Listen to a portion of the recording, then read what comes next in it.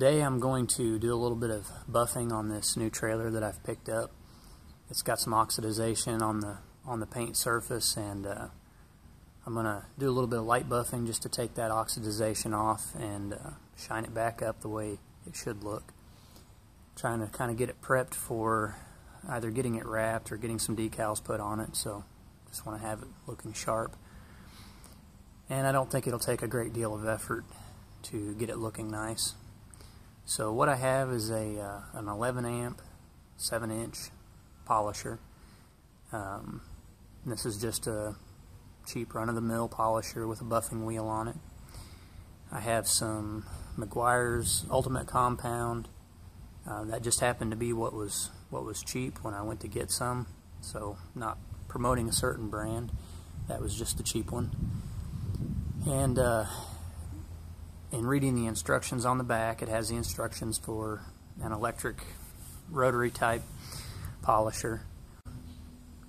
It recommends 1,000 to 1,500 RPMs, and that polisher happens to be 1,000 to 3,000 RPMs. And you can set the speed on it. So I'm going to keep it at a low speed and just try that out. And then I've got my terry towels. 100% cotton terry cloth is what it recommends for the hand cleaning, hand polishing afterwards, which there isn't much of. You're basically just applying your buffing compound and then you wipe it off as needed. So I'm going to set the camera up in the area that I'm going to start in and show you how to apply it and how to actually do the buffing, and we'll see how it turns out, kind of see the before and after, find out how well it works. Okay, so I'm going to take my buffing wheel. I've already shaken up my compound, and I'm just going to put a circle on it. And then we'll start applying. Now I've got this. It goes from 1 to 6 on the speed setting, so I'm going to start at a 2.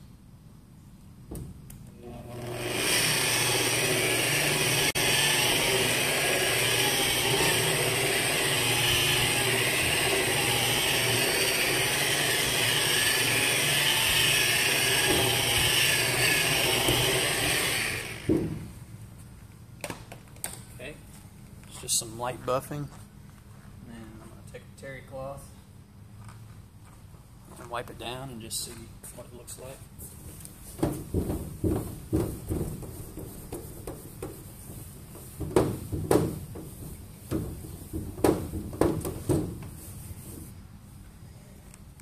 Man, look at that. That was a pretty low speed, very short period of time. Already looks 100% better. You can really see the difference in the area that hasn't been buffed and the area that has. So I'll do a little bit more. I'll get a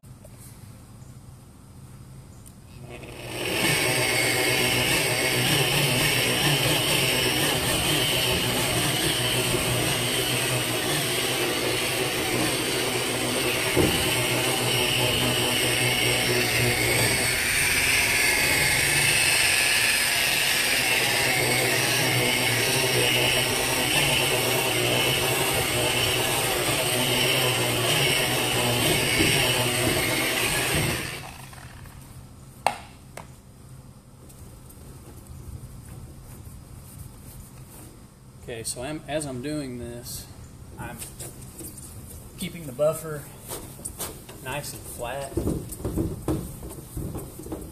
and you don't want to run it dry. So you want to make sure you've got plenty of buffing compound, and so that you don't run dry. Like this spot right here, I need to go back over that because I was kind of running out of my compound a little bit.